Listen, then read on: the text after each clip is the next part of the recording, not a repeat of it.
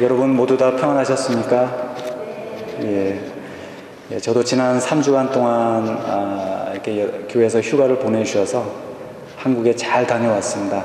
이번에 한국에 가서 저희 나이 드신 저희 부모님도 뵙고 또 여러 친지들과 또 많은 분들을 뵙고 또 책도 보면서 잘 쉬고 돌아왔습니다. 근데 이번에 한국에 가서 지내는 동안에 늘 이 마음 한구석에 저희 교회에 대한 생각이 이렇게 떠나질 않더라고요. 그래서 늘 교회를 위해서도 기도하면서 지냈습니다. 제가 없는 동안 교회를 위해서 애써주신 모든 분들께 이 시간 진심으로 감사의 말씀을 드립니다. 이번에 한국에 가서 여러 교회에 가서 예배도 드리고 또 여러 목사님들과 만나서 많은 이야기들을 함께 나누는 시간들을 가졌는데요.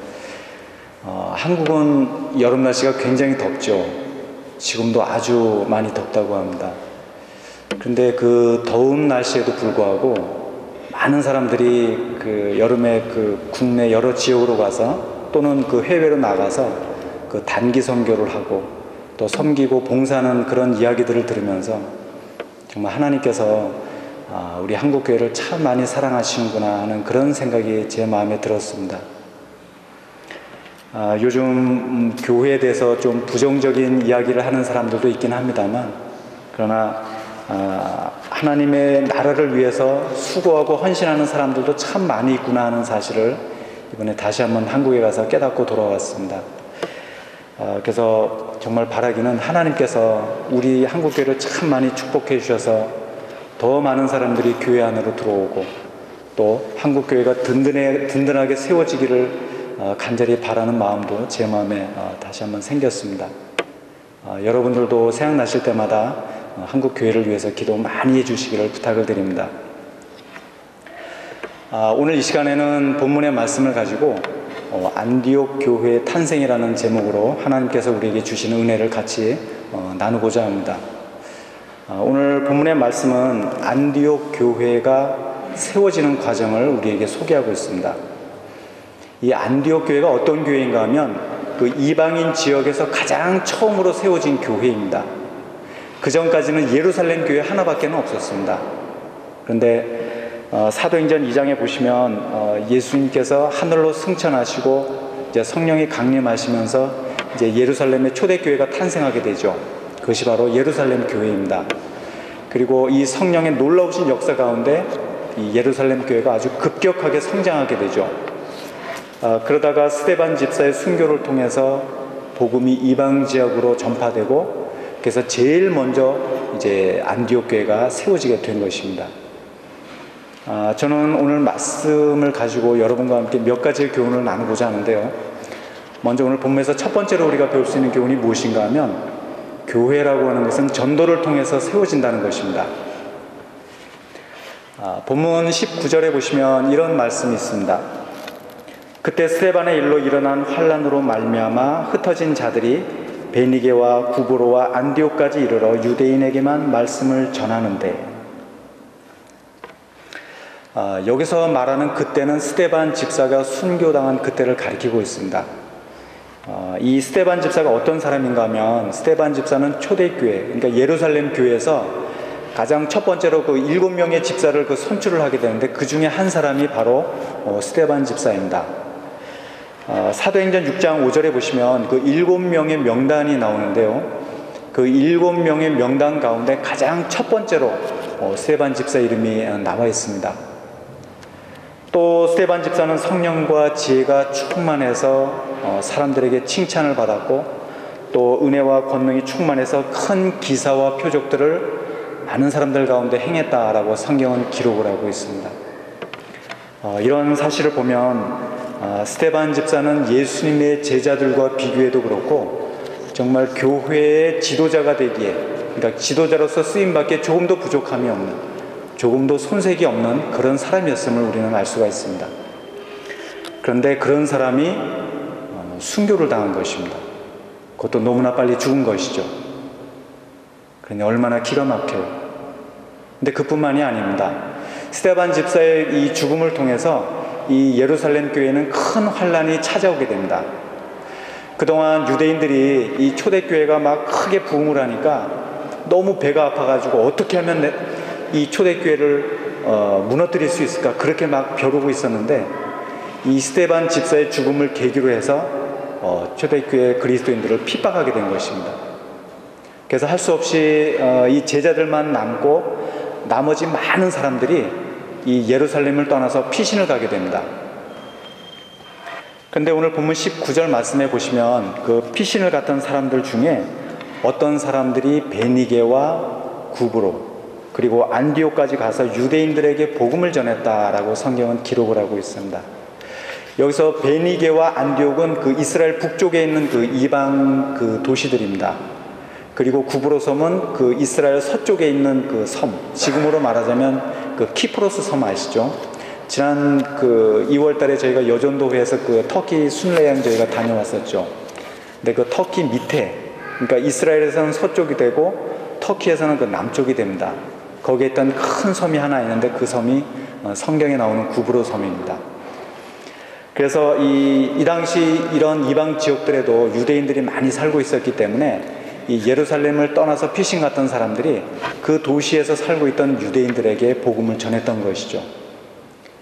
이어서 20절과 21절에 보시면 어떤 사람들은 그 안디옥에 가서 유대인들에게만이 아니라 헬라인들, 그러니까 이방인들에게도 복음을 전했습니다. 그리고 그 결과 수많은 사람들이 주님 앞으로 돌아오게 되는 놀라운 역사가 일어나게 됩니다. 스데반 집사가 죽었을 때 어쩌면 사람들은 왜 하나님께서 이처럼 신실한 믿음의 사람을 죽게 하셨는가 하고 의아하게 생각했을는지도 모릅니다. 그런데 하나님은 스데반 집사의 죽음을 통해서 그리고 그 일로 인해서 일어난 교회의 환난을 통해서 이 예루살렘에만 머물러 있었던 사람들을 여러 지역으로 흩으신 것입니다. 사실 그동안 예루살렘 교회 문제가 무엇이었는가 하면 그들이 교회 안에서만 머물고 있었다는 것입니다. 교회 밖으로 나가서 복음을 전해야 되는데 교회 안에서만 머물고 있었다는 것이죠. 사도행전 1장 8절에 보시면 예수님께서 하늘로 승천하시기 전에 제자들에게 이렇게 말씀하셨죠. 오직 성령이 너희에게 임하시면 너희가 권능을 받고 예루살렘과 온 유대와 사마리아와 땅끝까지 이르러 내 증인이 되리라. 예수님은 제자들을 통해서 이 복음이 예루살렘에서부터 시작해서 온 유대와 그리고 사마리아와 그리고 땅끝까지 이르러 전파되기를 간절하게 바라셨습니다. 그런데 사람들이 그렇게 하지 못하자 이 스데반 집사의 죽음과 환난을 통해서 사람들을 강제적으로 여러 지역으로 흩으시고 그들을 통해서 복음이 이방 지역으로 흘러가게 하신 것입니다. 본문의 사건은 교회의 존재 목적이 무엇인지를 우리에게 보여주고 있습니다. 우리가 교회의 존재 목적이라고 한다면 여러 가지를 생각할 수가 있죠. 미국의 이 릭 워렌 목사님이 쓰신 목적이 이끄는 교회라는 책에 보면 이 워렌 목사님은 교회의 존재 목적에 대해서 5가지를 손꼽고 있습니다. 5가지가 무엇인가 하면 첫째로 예배, 둘째로 교제, 그 다음에 훈련, 사역, 전도, 이 5가지를 교회의 존재 목적으로 손꼽고 있습니다. 첫째로 우리는 교회에 나와서 하나님 앞에 예배를 드려야 됩니다. 교회에 나와서 이렇게 하나님께 예배 드리는 것만큼 중요한 것은 없죠. 두 번째로 우린 교회에 나와서 서로 교제해야 합니다. 근데 이 교제라고 하는 것은 단순히 이런 친교적인 차원의 그런 교제가 아니라 하나님께서 우리를 사랑하신 것처럼 그런 아가페의 사랑을 가슴에 품고 우리가 교제하는 것입니다. 세 번째로 우린 교회에 나와서 훈련을 받아야 됩니다. 그래서 성경 말씀에 어떤 뜻인지도 말씀에 대해서도 배우고 우리가 또 영적으로 성숙해질 수 있도록 우리는 교회에 나와서 훈련을 받아야 됩니다. 네 번째로 우리는 교회에 와서 사역을 해야 됩니다. 하나님은 우리 각 사람들에게 골고루 달란트를 주셨죠. 그래서 그 달란트를 가지고 우리는 교회에 나와서 봉사하고 헌신하면서 사역해야 됩니다. 그런데 이 4가지 존재 목적은 모두가 다 교회 안에서 이루어지는 것들입니다. 마지막 5번째 존재 목적, 이 전도라고 하는 것은 교회 밖에서 해야 됩니다. 그리고 오늘 본문의 말씀은 하나님께서 교회 안에서만 머물고 있던 사람들을 밖으로 흩으셔서 그들이 하지 못했던 전도를 할 수 있도록 하신 사건을 우리에게 소개하고 있습니다. 그리고 그 결과 안디옥 교회가 세워지게 된 것이죠. 사랑하는 여러분, 교회는 절대로 사교 모임이나 친목 단체가 아닙니다. 세상에는 그런 모임들이 많이 있죠. 그러나 교회는 분명한 존재 목적이 있습니다. 저는 여러분들이 교회의 이런 분명한 존재 목적을 잘 기억하고 명심할 수 있기를 부탁을 드립니다. 날마다 모이기에 힘쓰십시오. 그리고 모일 때마다 하나님께 예배하고 사랑으로 교제하고 그리고 훈련받고 그리고 사역하시기 바랍니다. 그러나 모이는 것만으로 끝나서는 안 됩니다. 우리는 이 교회의 문 밖을 나서는 순간 오늘 예배 잘 드렸다. 오늘 말씀 은혜스러웠다. 이것으로만 끝나는 것이 아니라 교회의 문 밖을 나서는 그 순간 나에게 전도의 사명이 있다는 사실을 꼭 기억할 수 있기를 바랍니다. 그래서 여기 계시는 저와 여러분 모두가 날마다 모이는 일에도 힘쓸 뿐만 아니라 이 교회 문 밖을 나서는 그 순간 내가 만나는 모든 사람들에게, 내가 학교에 있든 직장에 있든 내가 어디에 있든지 간에 내가 만나는 모든 사람들에게 주의 복음을 전하는 전도자들이 다 될 수 있기를 주님의 이름으로 축원드립니다. 본문에서 우리가 두 번째로 배울 수 있는 교훈이 무엇인가 하면 우리가 성령과 믿음으로 충만한 사람이 되어야 한다는 것입니다. 22절 이하에 보시면 이 안디옥 교회가 부흥하고 있다는 소식이 들리게 되면서 이 예루살렘 교회에서 이 안디옥 교회를 섬길 사람으로 누구를 보낼까 이렇게 회의를 합니다. 그리고 그 결과 이 바나바를 이제 파송을 하게 되죠. 이 바나바는 그 유대인으로서 그 레위 지파 사람입니다. 그리고 이 바나바의 고향은 그 아까 앞에서 말씀드렸던 구브로 섬이 이 바나바의 고향입니다. 그리고 바나바의 본래 이름은 그 요셉입니다. 이 바나바는 요셉의 별명으로서 그 위로의 아들이라는 뜻을 가지고 있는데요. 사람들이 이처럼 그 요셉에게 그 이름 대신 별명으로 불렀던 것은 그만큼 바나바가 사람들을 잘 격려하고 위로하는 사람이었다고 하는 사실을 우리에게 보여주고 있습니다. 또 사도행전 4장 37절에 보시면 바나바가 그 자기 소유의 밭을 팔아가지고 이 사도들 앞에 내놓았던 그런 말씀이 기록이 되어 있습니다. 그러니까 자기 재산을 교회에 갖다 바친 것이죠. 바나바가 이런 사람입니다. 그러니까 이런 사실을 보면 바나바가 정말 사랑도 많고 정말 하나님 앞에 신실한 믿음의 사람이었음을 우리는 알 수가 있습니다. 오늘 본문 24절에 보시면 바나바가 어떤 사람인지에 대해서 성경은 이렇게 이야기하고 있습니다. 바나바는 착한 사람이요 성령과 믿음이 충만한 사람이라 이에 큰 무리가 주께 더하여지더라. 바나바가 어떤 사람인가? 바나바는 한마디로 말해서 착하고 성령과 믿음이 충만한 사람이었다라고 성경은 기록하고 있습니다. 그런데 여기서 착하다고 하는 이 말은 그 바나바의 외적인 모습을 보여주고 있습니다. 그리고 성령과 믿음이 충만했다고 하는 것은 그 바나바의 내적인 상태를 표현하는 것이라고 할 수가 있죠. 그러니까 다시 말해서 바나바는 성령과 믿음으로 충만한 사람이었고 그 결과 그의 모든 행실이 착하고 선했다라고 성경은 증거하고 있는 것입니다. 흔히 사람들이 그 착하다고 하면 도덕적으로 올바른 것을 생각하기도 하죠. 물론 그것도 틀린 것은 아닙니다. 그러나 성경에서 이야기하는 착함이라고 하는 이 단어의 의미는 그보다 한 단계 더 나아가서 하나님을 닮은 성품을 가리키고 있습니다. 왜냐하면 하나님이야말로 이 세상에 그 누구보다 착하시고 선하신 분이기 때문에 그렇습니다. 그래서 오늘 본문 말씀에서 바나바가 착한 사람이었다고 하는 것은 바나바가 단순히 도덕적인 수준에서 뿐만이 아니라 그보다 더 나아가서 그 마음 중심에서부터 하나님처럼 착하고 선한 사람이었다고 하는 사실을 우리에게 보여주고 있습니다. 이어서 24절 하반절에 보시면 이에 큰 무리가 주께 더하여지더라 이런 말씀이 나오는데요. 바나바가 착하게 행실했던 결과 안디옥 교회가 부흥을 가져왔다고 하는 사실을 성경은 이야기하고 있는 것입니다. 바나바의 이런 모습은 교회를 섬기는 목회자가 어떤 모습이어야 되는가 하는 사실을 우리에게 보여주고 있습니다. 저는 오늘 이 말씀을 준비하면서 정말 제가 바나바와는 아직 거리가 너무나 멀구나 이런 생각이 들어가지고 정말 죄송하고 또 부끄럽고 참 미안한 마음이 참 마음에 많이 들었습니다. 그러나 또 한편으로 제가 정말 바나바처럼 성령과 믿음이 충만한 사람이 되어서 더 착하고 더 선한 그런 사람이 되어야 되겠다라는 마음의 다짐도 다시 한번 갖게 되었습니다. 그러나 바나바의 이런 모습은 저 같은 목회자에게만 해당되는 말씀이 아니라 사실은 우리 모두에 대한 말씀이라고 할 수 있습니다.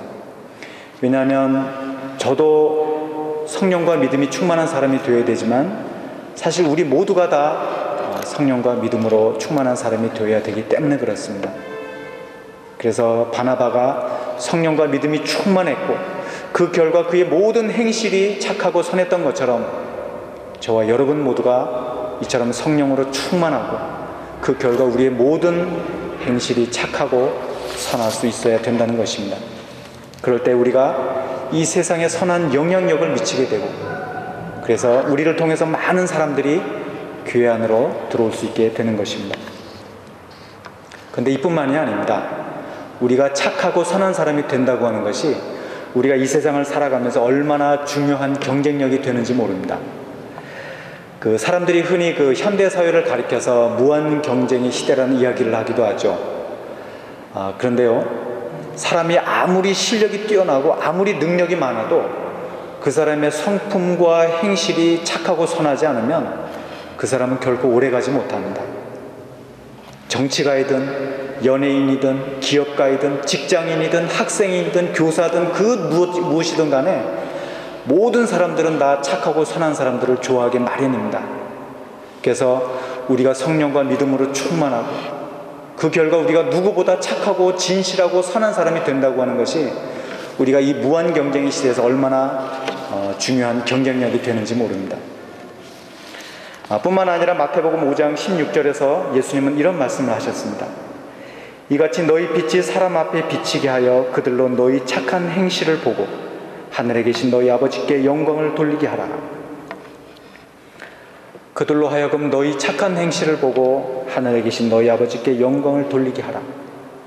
그러니까 이 말씀은 우리가 착하고 선하게 살아갈 때 그런 우리의 삶을 통해서 하나님께서 영광을 받으신다는 사실을 의미하고 있습니다.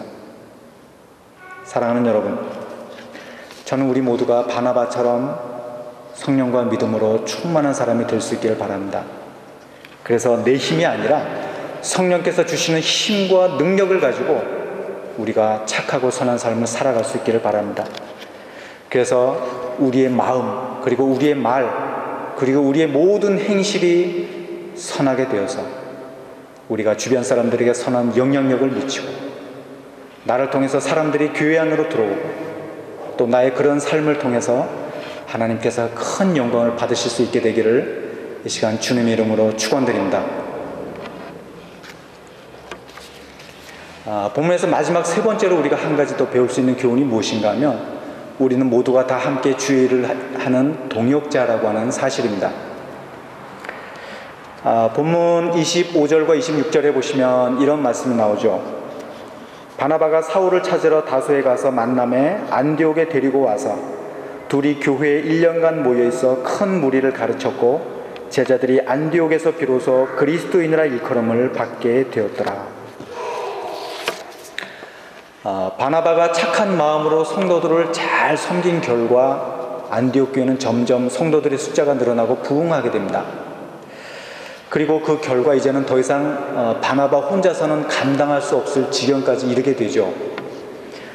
그래서 바나바는 다소라고 하는 지역에 가서 그곳에 있던 이 사울을 데리고 와서 함께 1년간 안디옥 교회에 와서 사역을 하게 되는데요. 근데 이 바나바와 바울은 기질적으로 볼 때 두 사람은 전혀 다른 기질을 가지고 있습니다. 먼저 바나바는 나이도 이미 많이 들었고 또 그 별명처럼 바나바는 사랑도 많고 또 관계 중심적인 사람이었습니다. 반면에 바울은 나이도 아직 젊었을 뿐만 아니라 또 추진력도 강하고 관계 중심적이기보다는 일 중심적인 사람이었습니다. 그런데 기질이 다르고 모든 것이 다 다른 사람들이 함께 모여서 안디옥 교회에서 1년간 사역했다고 하는 것이죠. 그리고 그 결과 안디옥 교회 성도들은 사람들에게 그리스도인이라고 불리게 됩니다. 이것은 바나바와 바울이 함께 동역을 잘 했기 때문이라고 할 수가 있습니다. 만약에 바나바와 바울이 서로 기질이 안 맞고 또 생각이 틀려서 서로 다투고 갈등했다면, 그래서 만약에 두 사람이 함께 사역을 잘 감당하지 못했다면 아마 안디옥 교회는 오늘 말씀에 나오는 것처럼 그렇게 부흥하지 못했겠죠. 또 어쩌면 안디옥 교회 성도들은 그리스도인이라고 불리는 대신 어쩌면 세상 사람들로부터 손가락질을 당했을는지도 모릅니다. 그런데 두 사람이 같은 마음을 품고 모든 것이 다름에도 불구하고 서로 동역을 잘하고, 그래서 교회도 크게 부흥하고 세상 사람들로부터 그리스도인이라고 하는 호칭을 받게 되었다고 하는 사실입니다. 오늘 이 말씀을 통해서 우리는 교회 안에서 함께 동역하는 동역자라고 하는 사실을 배우게 됩니다. 교회 일은 절대로 목사 혼자서만 하는 것이 아니죠. 교회 일은 우리 모두가 다 같이 하는 것입니다. 저와 여러분은 하는 일만 다를 뿐이지 우리는 주의 일을 함께 감당하는 주의 동역자들입니다. 그래서 우리는 기질이 다르고 생각이 다르고 또 그 밖에 모든 것이 다를지라도 같은 마음을 품고 주의 일을 함께 감당할 수 있어야 되는 것입니다. 모든 것이 다르다 보니까 쉽지는 않겠죠. 때로는 의견이 충돌할 때도 있고 때로는 누군가로 인해서 마음이 상할 때도 있습니다. 그러나 그럼에도 불구하고 우리가 같은 마음을 품고 주의 일을 감당할 수 있어야 된다고 하는 사실입니다. 저희 교회를 보면 많은 분들이 주의 일을 서로 나누어서 함께 잘하고 계시는 것을 보면서 저는 언제나 그분들께 감사한 마음을 갖고 있습니다. 그러나 아직도 더 많은 일꾼이 필요합니다. 저는 여러분 모두가 주님을 섬기는 일의 기쁨으로 동참할 수 있기를 바랍니다. 큰 일이 아니어도 상관없습니다. 큰 일이든 작은 일이든 어떤 일이든지 간에 관계없이 우리가 하나님께서 주신 달란트를 가지고 주님의 일을 위해서 기꺼이 봉사하고 헌신하고 섬길 때 하나님은 우리의 수고와 헌신을 받으시며 우리를 통해서 영광을 받으실 것입니다. 그리고 그 결과 저희 교회도 든든하게 세워지고 또 주변 사람들에게 선한 영향력을 미치게 되는 것입니다. 로마서 마지막 장인 그 16장에 보시면 이 바울이 아주 길게 문안 인사를 드리고 있는 것을 볼 수가 있습니다. 거기에 나오는 그 사람들의 숫자를 보면 그 베베라고 하는 여인으로부터 시작해서 약 40여 명의 이름이 나와 있는데요. 이 모든 사람들은 다 바울의 복음 전도 사역에 동참했던 사람들입니다. 그런데 바울이 그 모든 사람들에 대해서 그 편지 말미에다가 감사한 마음을 문안 인사로 남겨놓은 것인데요. 하나님은 그 모든 사람들의 이름을 성경에 똑같이 남겨놓으셨습니다. 사랑하는 여러분, 저는 우리 모두가 이처럼 베를린 선한 목자 교회를 세워가는 하나님의 동역자들이 될 수 있기를 바랍니다. 나는 아무것도 할 수 없는데, 절대로 그런 생각하지 마십시오. 우리말 속담에 그런 말이 있죠. 군뱅이도 기는 재주가 있다. 아십니까? 그래서 우리는 모두가 다 하나님께서 저마다 주신 달란트가 있습니다. 나이가 적다고 또는 나이가 많이 들었다고 절대로 그런 생각하지 마십시오. 하나님께서 우리에게 생명을 주신 그 시간까지는, 하나님께서 우리의 목숨을 거두어 가시는 그 시간까지는 하나님께서 나에게 주신 사명이 있다는 사실을 기억하시고, 그래서 꼭 누가 부탁하기 전에 내가 먼저, 내가 이 교회를 위해서, 내가 하나님의 나라를 위해서 할 수 있는 것은 없는지, 내가 몸을 움직일 수 없다면 우리는 기도로서로도 우리는 얼마든지 주의 일에 동참할 수 있습니다.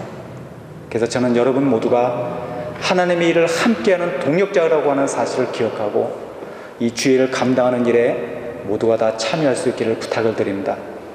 그래서 우리 모두가 다 성령과 믿음이 충만해져서 범사에 착하고 선하게 행실하고 또 그런 마음을 가지고 함께 동역하고 또 어디를 가든지 내가 주의 복음을 전하는 전도자라고 하는 사실을 기억하고 힘을 다해서 주의 복음을 전하는 하나님의 백성들이 다 될 수 있기를 이 시간 주님의 이름으로 축원드립니다. 기도하시겠습니다.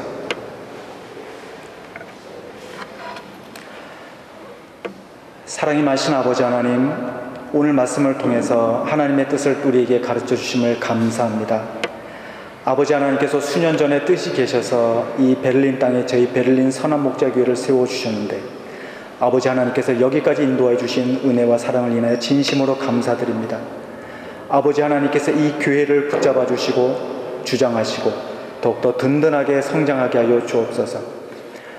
우리가 바나바처럼 성령과 믿음이 충만해져서 착하고 선한 삶을 살게 하시고 또 그렇게 우리가 함께 동역하게 하시고 또 우리가 모일 뿐만 아니라 이 문 밖을 나서는 순간 주의 복음을 전하는 전도자로서의 사명을 감당할 수 있도록 우리 모두를 축복하여 주시옵소서.